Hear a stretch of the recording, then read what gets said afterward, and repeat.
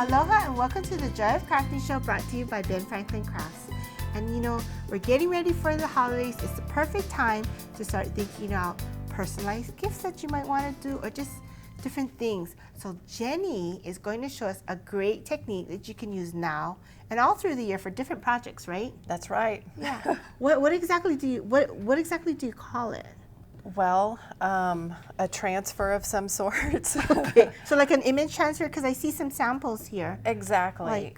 Well, this right here is Kahanu, and I took his picture and I just had it on my computer, and what I did is copied it on our laser copier, just black and white copy machine at work. And then I'll show you the steps on how to get it like this. Okay. So after you have your laser copy, we're going to take this gloss gel medium. Okay. And we also have project sheets for this project also. This gloss gel medium is found in our art department, in the fine arts department. A lot of people use it to blend with their acrylic paints for different reasons. But this we're going to use to transfer the print. Oh, okay. And once we make this transfer transparency, you can then attach it to a canvas, a glass brick, a glass ornament, anything that you want. All kind of different things. And kind of decoupage it on. So you can use a brush and be very generous with the gel medium. You can also use a palette knife to get this on. And so you want a lot. You want a lot. Nice coverage. Yeah, and actually I'm going to put on quite a bit more than this. You're going to notice that it might buckle a little bit. That's okay. Okay. That's okay. And just keep spreading it out. Put it right on there. You just slap it right on there. Sometimes I try and go, with the clouds maybe, if you want to do that. If not, you can just go. I try and make my lines as even as possible. Okay. That way they don't show up as much once the transfer's done, because you'll see it'll turn clear, but you'll see some of the ridges in it. Okay. So you want to make sure that you cover all the areas that you want transferred. Correct. Okay. Correct. So I'm just kind of going out of the lines. We're actually going to transfer this onto a brick. Oh. For a centerpiece, one of our glass bricks. Oh, okay. So here you've got a nice thick coat. You want to make sure you do have it thick enough. If you don't, it's not going to work and it'll tear a little bit. And you want it even. You don't want you want to make sure that you don't miss some areas. Correct. Okay. Yeah. You want it really even. I found that a palette knife is really fast too. The time though that it takes to dry could be 4 to 5 hours, just depending on the humidity. Try and keep it in a dry place too that won't blow away. On top of the refrigerator is really good because it's nice and dry up there. Especially if you have cats, like we do. Like we do. Because I've let things out and come back.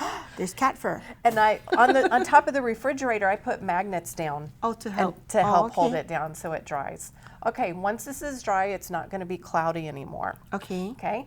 And then I believe you have something for me I have over this here. Tub here. So I filled this tub with water. Just regular cold tap water? Just regular water. And it's been sitting in here for about 3-5 minutes. And after the transparency was dry, I stuck it in here, paper side down, because I wanted it to get as wet as possible. Now it's going to be like I'm pulling off a label.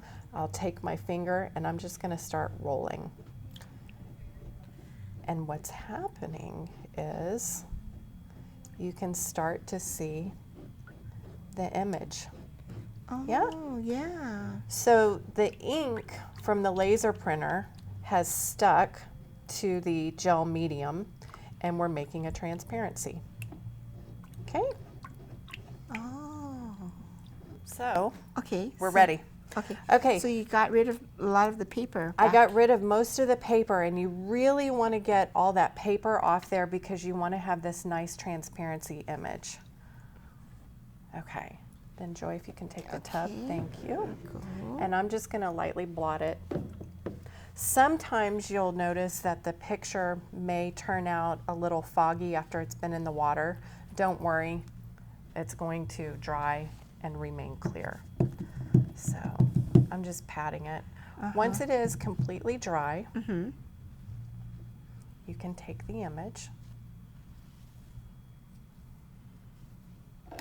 and use more of your gloss gel. You would spread your gloss gel on here and then put your image on. And this is really flexible feeling. it's very flexible. Like I said, you can put it on the glass balls even, or any type of... Or like cylinder vases. Cylinder vases would be a great idea. And then I just trim around the edges. I do have a finished one right here that I can show you. It's the same image, yeah. With the same image. And this is so cute for a centerpiece idea. It is. What we can do, here, I'll just move this out of the way. What we can do is take sand to finish it off. And you can also, I hope that you can see that image that way also. You can pour in sand. You could also do this with glass balls. Add a little sand to make it beachy. You could use this at a first birthday party. Yeah. You could use it as a gift, a vase for grandpa. And then I'm just adding the shells. Fit some in there. Some little seashells. Yeah.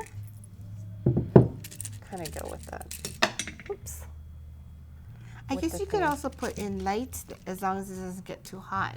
Yeah, of course you can. Lights, anything that goes with your theme. It's such a cute project. It is. Some other transfers that we've done using this same technique. I took a transparency, well, I'm calling it a transparency now. I love this.